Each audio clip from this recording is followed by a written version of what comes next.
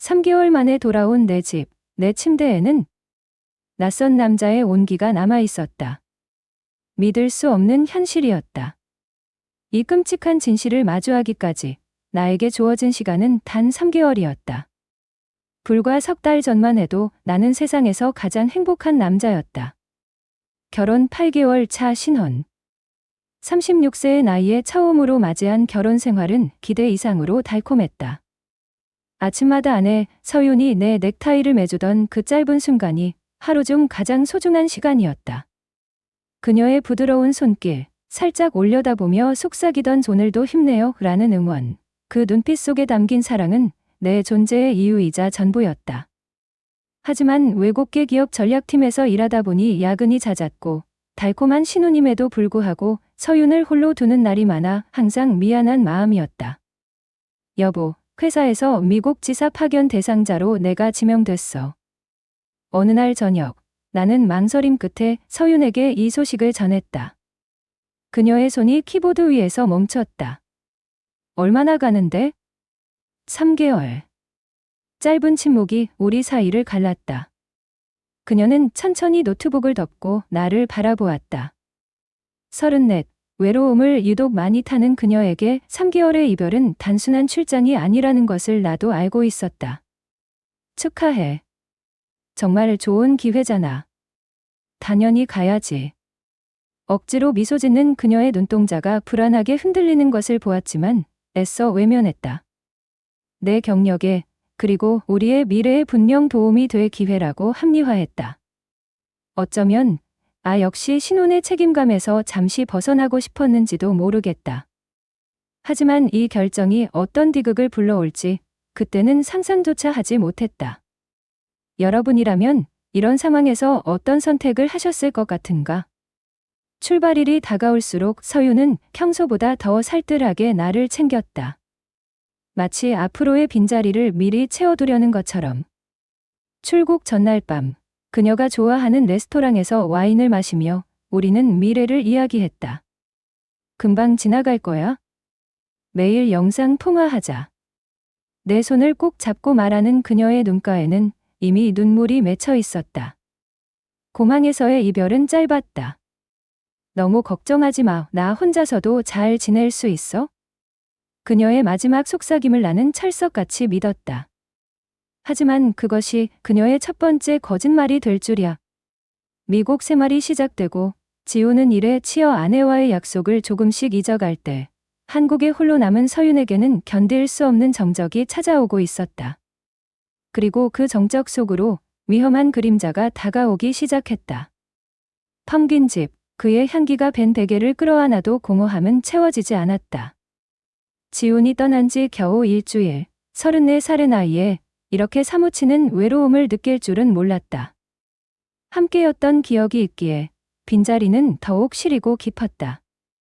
아침이면 목적 없이 일어나 커피를 마셨다. 프리랜서 디자이너로서의 일상은 자유로웠지만 지금은 그 자유가 오히려 독이었다.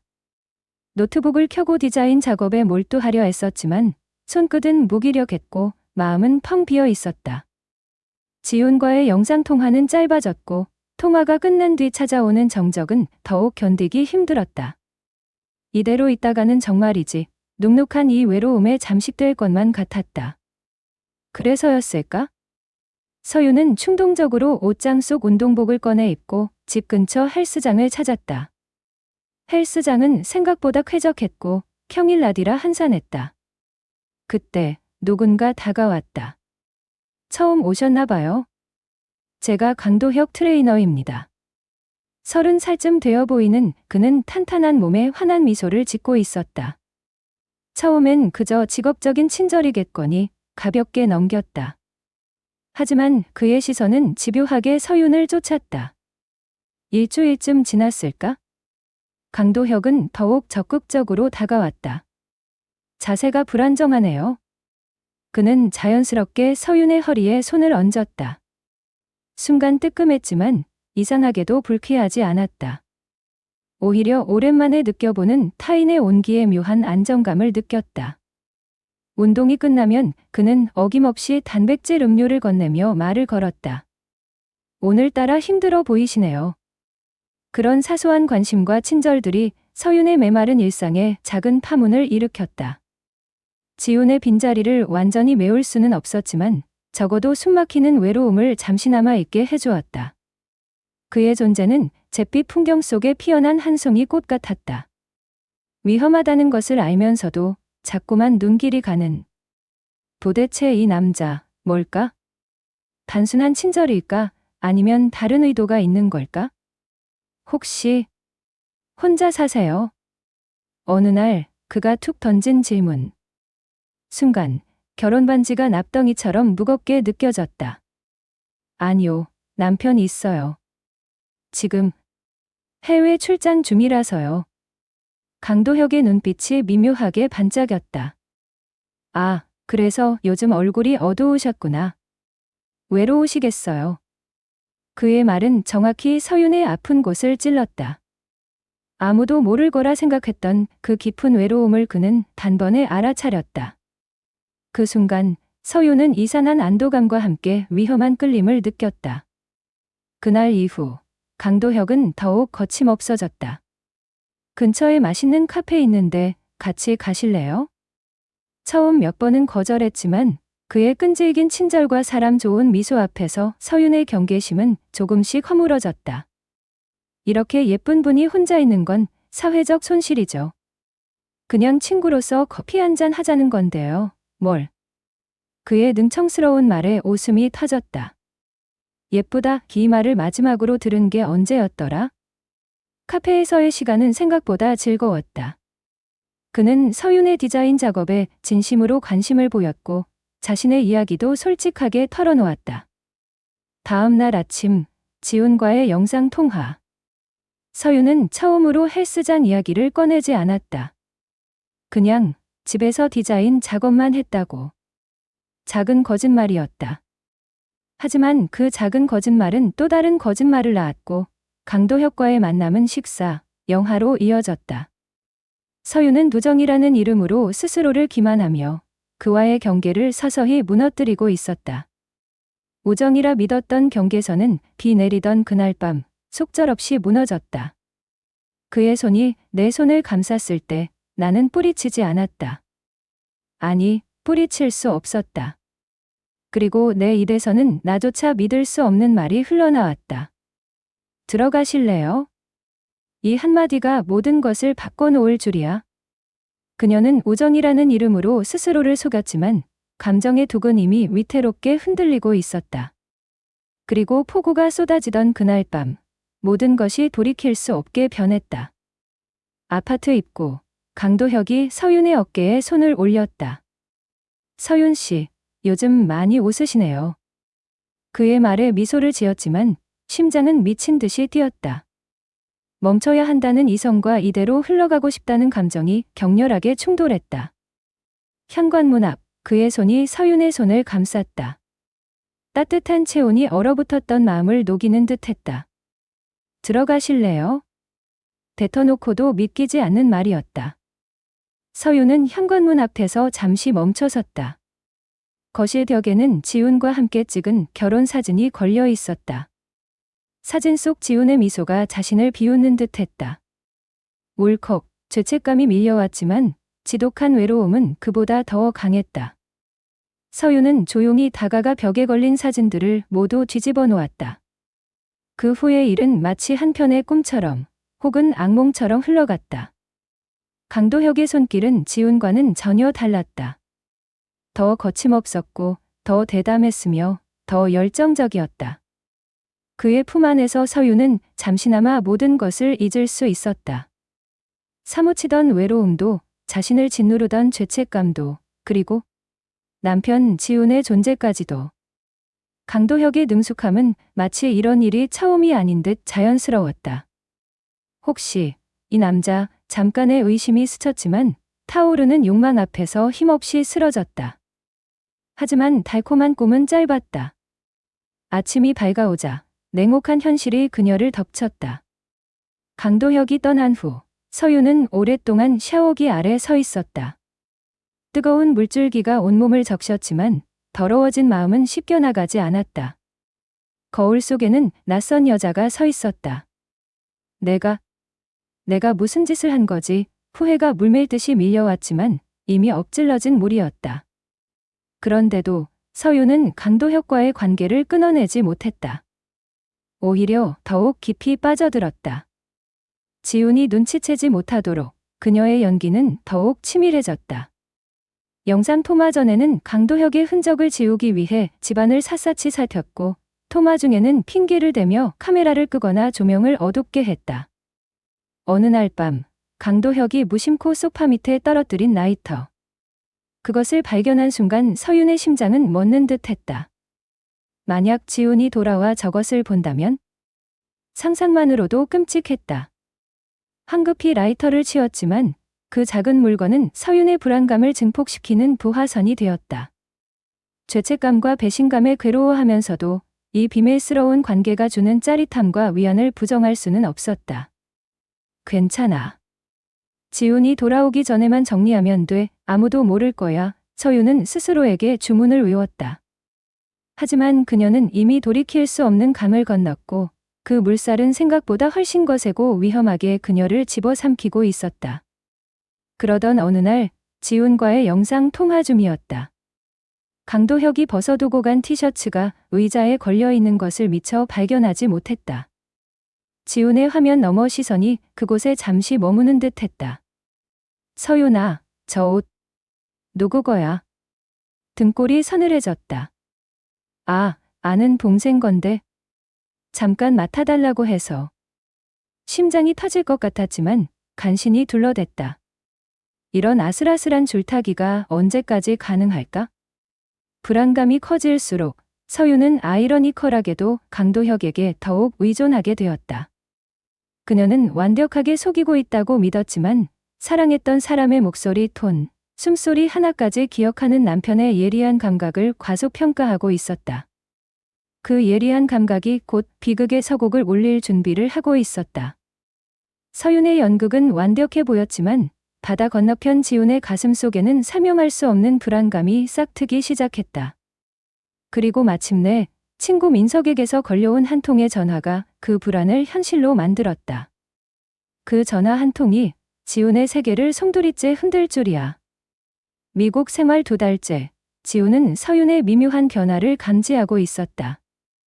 매일 밤 이어지던 영상통화는 이틀에 한 번으로 줄었고 그마저도 서윤은 자주 카메라를 껐다. 오늘따라 너무 피곤해서, 작업 때문에 정신이 없어서. 변명은 늘어갔지만 그녀의 목소리에서는 생기가 사라지고 어딘가 모르게 어색함이 묻어났다. 오늘은 어떻게 지냈어? 늘 같은 질문이었지만 돌아오는 대답은 점점 짧아졌다. 그냥 디자인 작업하고 운동 좀 다녀왔어. 예전 같았으면 하루 종일 있었던 소소한 일들을 제잘거리던 그녀였다. 이제는 단답형 대답 후에는 어색한 침묵만이 흘렀다. 무언가 숨기고 있다는 느낌. 그 느낌이 지훈을 미치도록 불안하게 만들었다. 그러던 어느 날 대학 동기 민석에게서 전화가 걸려왔다. 지훈아, 할 말이 있는데 혹시 너 서윤 씨랑 요즘 별일 없지? 민석의 망설이는 목소리는 불길한 예감을 안겨주었다. 사실 얼마 전부터 서윤 씨랑 같은 헬스장을 다니게 됐는데 좀 이상한 걸 봤어. 민석의 말에 따르면 서윤이 헬스장의 강도혁이라는 트레이너와 유독 친밀해 보인다는 것이었다. 단순한 회원과 트레이너의 관계라고 보기에는 너무나 가까운 거리감. 함께 웃고 떠드는 것은 물론 운동이 끝난 후에도 헬스장 밖에서 따로 만나는 모습을 여러 번 목격했다는 것이다. 민석은 특히 두 사람이 늦은 밤 헬스장 근처 카페에서 마주 앉아 서윤이 강도혁의 손을 잡고 있는 장면을 보았다고 했다. 그것은 명백히 친구 이상의 모습이었다. 물론 내 오해일 수도 있어. 하지만 아무래도 내가 직접 확인해 보는 게 좋을 것 같아서. 그날 밤 지훈은 서윤과의 통화에서 애써 아무렇지 않은 척 헬스장 이야기를 꺼냈다. 요즘 운동은 어때? 트레이너 도움 많이 받아. 수학이 넘어. 서윤의 목소리가 미세하게 떨렸다. 별로. 그냥 기본적인 것만 알려주는 정도야. 거짓말. 10년을 사랑하고 8개월을 함께 산 아내였다.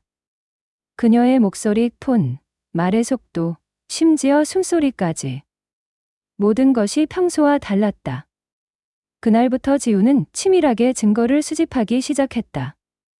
외국계 기업에서 프로젝트를 성공시키던 그 냉철함이 이제는 아내의 외도를 파헤치는 데 쓰이게 될 줄이야.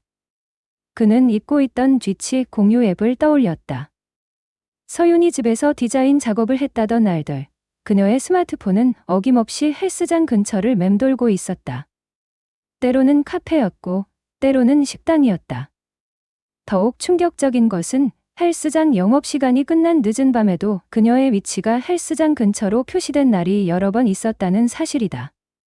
민석에게 다시 연락해 그 트레이너, 강도혁에 대해 물었다. SNS를 검색하자 그의 계정이 바로 나왔다.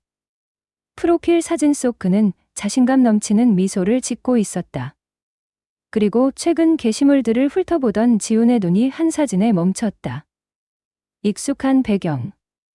서윤이 좋아하던 우리 집 근처 그 카페였다. 결정타는 바로 다음 날 터졌다. 서윤이 너무 피곤해서 일찍 자야겠다며 통화를 서둘러 끊은 직후 지훈은 위치 앱을 확인했다. 그녀는 집에 없었다. 위치는 명백히 헬스장 근처였다. 분노와 배신감, 상실감. 8개월, 고작 8개월 만에. 지훈은 즉시 조기 귀국을 결심했다. 서윤에게는 알리지 않았다. 이 모든 것을 직접 확인하기 전까지는 아무것도 믿을 수 없었다. 의심은 확신이 되었고 사랑은 배신감으로 변했다. 하지만 지훈은 감정에 휘둘리지 않았다. 그는 차가운 이성으로 조용한 복수를 계획하기 시작했다. 비행기 안에서 그는 마지막 증거를 손에 쥐었다. 이 순간 여러분이라면 어떤 심정일 것 같은가? 사랑하는 사람의 배신, 상상조차 하기 싫은 일이다. 그녀는 남편이 여전히 멀리 미국에 있다고 믿었지만 그는 이미 모든 진실을 손에 쥔 채 바로 문 앞에 서 있었다. 믿었던 세상이 무너지는 소리 들어본 적 있는가? 바로 지금 지훈이 듣고 있는 소리였다. 인천공항에 도착했지만 나는 집으로 가지 않았다. 아니, 갈 수 없었다. 그곳은 더 이상 우리의 보금자리가 아니었다. 대신 공항 근처의 허름한 호텔방에서 마지막 칼날을 갈았다. 서윤에게는 귀국 사실을 알리지 않았다. 완벽한 기습, 흔들림 없는 응징. 산산조각난 내 삶에 대한 그나마의 예의였다. 그것만이 내가 할 수 있는 유일한 복수였다. 만약 이 글을 보는 당신이 비슷한 상황에 처한다면 과연 침착할 수 있을까? 한국에 오기 전 민석에게 마지막 부탁을 했다. 내 도움이 필요해. 결정적인 증거가. IT 전문가인 녀석은 내 예상보다 더 많은 것을 해주었다. 헬스장 주변 상점들의 CCTV 영상을 확보하는 것은 물론 결정적인 사진 몇 장을 더 보내왔다. 밤늦게 헬스장을 나서는 서윤과 강도혁, 다정하게 웃으며 택시를 잡는 모습.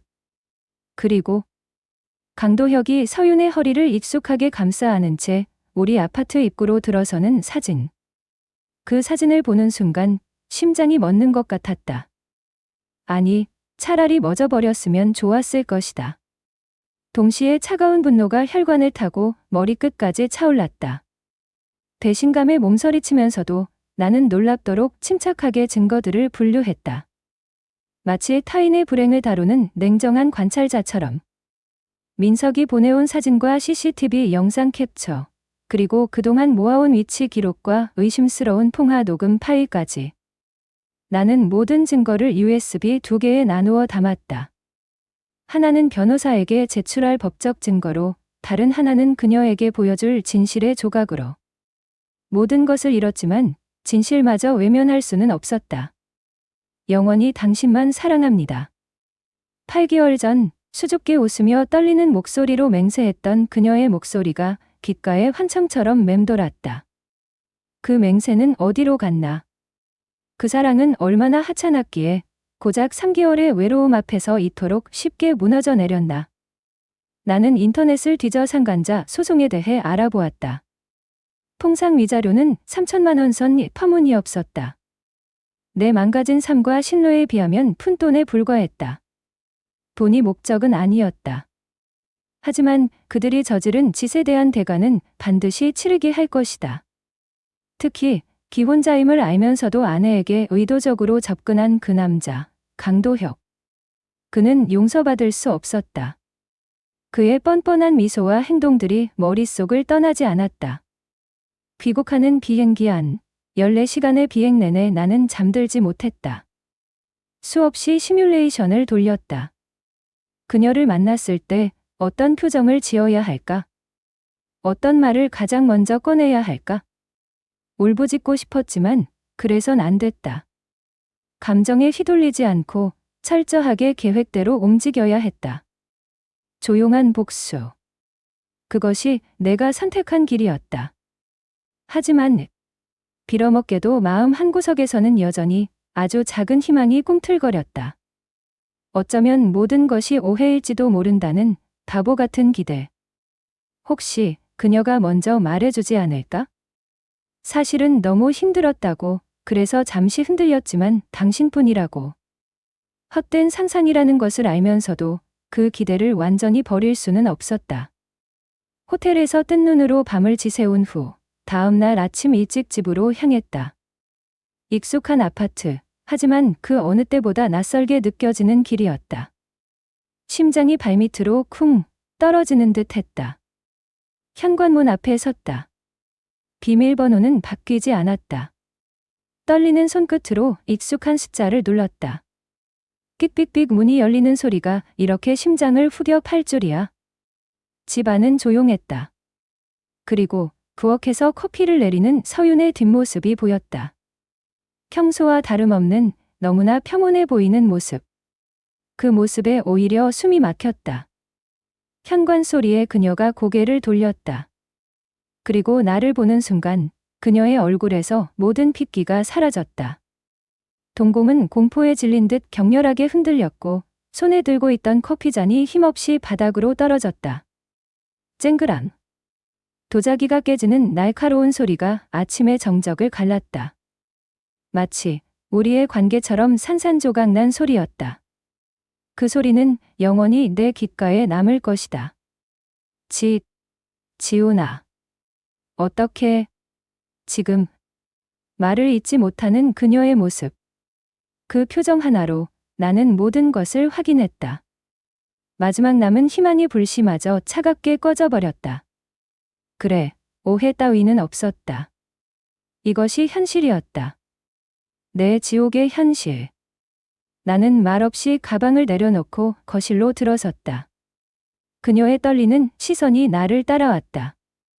그리고 테이블 위에 내가 밤새 준비했던 서류 봉투를 올려놓았다. 묵직한 소리가 났다. 깨진 커피잔처럼 우리의 결혼도 산산조각 났다. 그녀의 눈물과 변념은 더 이상 내 마음에 닿지 않았다. 이제 남은 것은 차가운 현실과 법적인 절차뿐이었다. 나는 서류 봉투를 테이블 위에 올려놓았다. 그녀가 그 의미를 깨닫는 데는 그리 오랜 시간이 걸리지 않을 것이다. 그 서류 봉투 안에는 우리의 끝이 담겨 있었다. 정적이 흐르는 거실, 그녀의 눈빛은 공포로 가득 찼고 내 눈빛은 얼음처럼 차가웠다.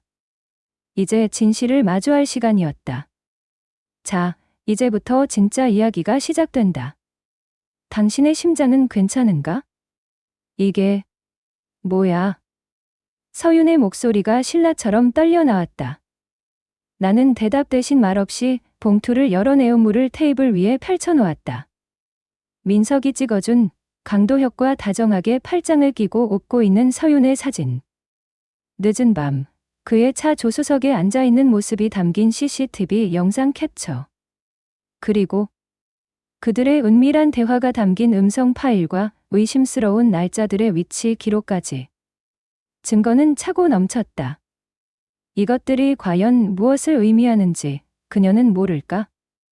사진들을 하나씩 확인하던 서윤의 얼굴이 하얗게 질려갔다. 핏기 하나 없는 입술이 파르르 떨렸고 결국 그녀는 힘없이 의자에 주저앉았다. 커다란 눈에서는 후두둑 눈물방울이 떨어져 내렸다. 미안해. 정말 미안해, 지훈아. 내가 정말 죽을 죄를 지었어. 그냥 너무 외로웠어. 당신 없는 집이 너무 텅 빈 것 같고 혼자 있는 게 너무 힘들었어. 외로웠다고? 그게 다야? 가슴 깊은 곳에서부터 무언가가 울컥 치밀어 올랐다. 아픔보다는 공허함, 그리고 참을 수 없는 분노가 먼저 밀려왔다. 내 목소리가 처음으로 격하게 떨려 나왔다. 감정을 억누르려 했지만 쉽지 않았다. 나도 외로웠어.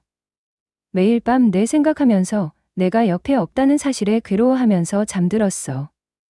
하루라도 빨리 돌아가고 싶었다고.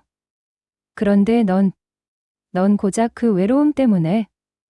서유는 무릎을 꿇고 내 다리를 붙잡았다. 뜨거운 눈물이 바지에 스며드는 것이 느껴졌다. 한때는 그녀의 눈물 한 방울에도 내 마음이 무너져 내렸었다. 하지만 이제는 달랐다. 그녀가 다른 남자의 품에 안겨 웃고 그의 손길을 받아들였을 생각을 하니 그저 역겨움과 몸서리만이 느껴졌다. 나는 천천히, 하지만 단호하게 그녀의 손을 떼어냈다. 그리고 가방에서 또 다른 서류들을 꺼냈다. 상간자 소송 소장과 이혼 소송 준비 서류였다. 더 이상 망설일 필요도 이유도 없었다. 당장 처리해야 할 일이 있어? 내가 아닌 내가. 내 말에 서윤의 얼굴이 더욱더 창백해졌다. 그녀는 울음을 삼키며 거의 기어오다시피 내게 다가왔다. 소송이라니? 제발, 지훈아, 제발 그러지 마. 우리 다시 시작할 수 있어? 내가 정말 잘못했어. 다신 안 그럴게. 한 번만 용서해줘. 다시 시작. 무슨 자격으로 그런 말을 하는 거지? 냉정하게, 아주 냉정하게 대응하려 했지만 목소리에는 나도 어쩔 수 없는 쓰라림이 묻어났다. 이제 와서 무슨 다시 시작이야? 당신은 내가 없는 동안 우리가 함께 웃었던 이 집에, 우리의 결혼 사진이 걸려있는 이 신성한 공간에 다른 남자를 끌어들였어. 그것도 불과 결혼 8개월 만에. 당신에게 우리 결혼은 고작 그 정도였던 건가? 그날 저녁, 나는 호텔로 돌아왔다. 그리고 곧바로 변호사 사무실을 찾아 상간자 소송과 이혼 소송을 정식으로 의뢰했다. 변호사는 내가 내민 증거들을 훑어보더니 표정 하나 변하지 않고 승소 가능성이 매우 높다고 말했다. 강도혁에 대한 위자료 청구액은 관례적으로 3천만 원 정도가 적당하다는 기계적인 조언도 덧붙였다. 다음 날, 나는 헬스장으로 향했다. 강도혁을 직접 만나고 싶었다. 헬스장에 들어서자 그는 쉽게 눈에 띄었다. 젊고 건장한 체격, 회원들 사이에서 특유의 친절한 미소를 뿌리고 있었다. 그리고 나를 발견한 순간 그의 표정이 뻣뻣하게 굳어졌다. 강도혁 씨, 맞으시죠? 잠시 이야기 좀 할 수 있을까요? 내 목소리는 생각보다 차분했다. 그를 헬스장 구석, 인적이 드문 곳으로 데려가 준비해온 소송장을 직접 건넸다. 알고 있었을 텐데. 내가 누군지. 강도혁은 말없이 소송장을 받아들며 고개를 숙였다. 죄송합니다. 하지만 서윤 씨가 먼저 저한테. 그 말에 냈어 눌러왔던 화가 폭발했다. 내 아내 이름 함부로 입에 올리지 마. 그리고 어디서 가짜는 책임 전가야. 넌 그녀가 기혼자라는 걸 알면서도 의도적으로 접근했잖아. 안 그래? 감정이 격해지는 것을 느끼며 간신히 한 발 물러섰다. 곧 법정에서 봅시다. 헬스장을 나서면서 묘한 해방감을 느꼈다. 집으로 돌아와 서윤의 짐을 모두 거실 한쪽에 모아두었다. 그리고 그녀에게 당분간 친정에 가 있어라는 짧은 문자를 보냈다. 그날 밤 텅 빈 집에 홀로 누워 천장을 바라보았다. 모든 게 꿈이기를 바랐다. 하지만 현실은 칼날처럼 냉혹했다. 처음 만났던 그 순간부터 10년의 연애, 그리고 8개월의 짧은 결혼 생활. 그 모든 시간이 한순간에 재처럼 부서져 버렸다.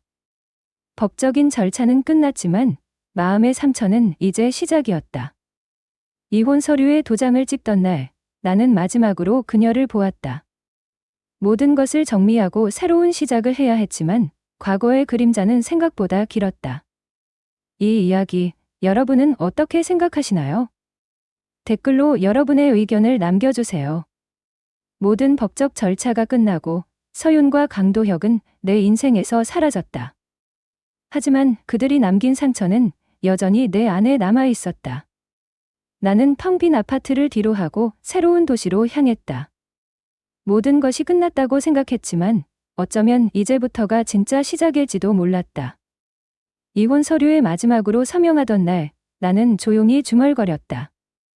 몸은 3개월 비웠지만 마음은 단 하루도 내 곁을 떠난 적 없었는데 이것이 가장 아픈 진실이었다. 어쩌면 나는 처음부터 그녀의 마음 전부를 얻지 못했는지도 모른다. 우리의 결혼은 고작 3개월의 외로움도 견디지 못할 만큼 그렇게 가벼웠던 것일까? 상간자 소송은 생각보다 빠르게 진행되었다. 법원은 결국 강도혁에게 위자료 3천만 원을 지급하라는 판결을 내렸다. 재판 과정에서 강도혁이 과거에도 비슷한 방식으로 유부녀들에게 의도적으로 접근해왔다는 사실이 드러났다. 서윤은 그저 그의 수많은 타깃 중 하나였을 뿐이라는 사실에 또 한 번 가슴이 무너져 내렸다. 이 사건이 알려지자 헬스장 측은 즉시 그를 해고했고 트레이너로서의 그의 평판은 바닥으로 떨어졌다. 가장 힘들었던 결정 중 하나는 서윤의 부모님께 이 모든 사실을 알리는 일이었다. 나를 친아들처럼 아껴주셨던 장인어른과 장모님. 그분들의 집을 방문했을 때 나는 준비해간 증거 자료들과 법원 판결문을 조용히 건네드렸다. 장모님은 서류를 보시다가 한동안 말씀을 잇지 못하시고 그저 눈물만 흘리셨고 장인어른은 깊은 한숨과 함께 고개를 떨구셨다. 지훈이, 자네에게 정말 면목이 없네. 우리가 딸을 잘못 키웠네. 나는 그저 죄송하다는 말밖에 할 수 없었다. 이혼이 확정된 그날, 나는 오랫동안 몸담았던 회사에 사표를 제출했다. 서울을 떠나 완전히 새로운 도시로 이직을 결정했다.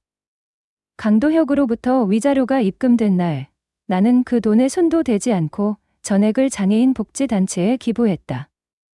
내게 필요한 것은 돈이 아니라 엉망이 된 마음의 정리였다. 새로운 도시, 새로운 집으로 이사하던 날, 마지막으로 우리가 함께 살던 아파트를 둘러보았다. 텅 빈 벽에는 우리가 걸어두었던 결혼사진 액자의 흔적만이 희미하게 남아 있었다. 서윤이 그 사진들을 모두 뒤집어 놓았다는 사실을 알게 되었을 때 느꼈던 그 참담한 고통이 다시금 선명하게 떠올랐다. 가끔 밤에 홀로 술잔을 기울일 때면 왜 그때 아내의 불안을 더 깊이 헤아리지 못했을까 하는 후회가 밀려오기도 한다. 하지만 결국 외로움은 배신의 이유가 될 수는 없다. 내가 3개월 동안 미국에 있는 동안에도 단 하루도 그녀를 잊은 적이 없었다. 하지만 서윤의 마음은 이미 내게서 멀어져 있었다. 이제 모든 것이 끝났다. 새로운 도시에서의 생활은 조용하고 놀랍도록 평화롭다. 가끔 서윤에게서 여전히 연락이 오지만 나는 대부분 무시한다. 들리는 소문에 의하면 그녀는 강도혁에게도 버림받았다고 한다.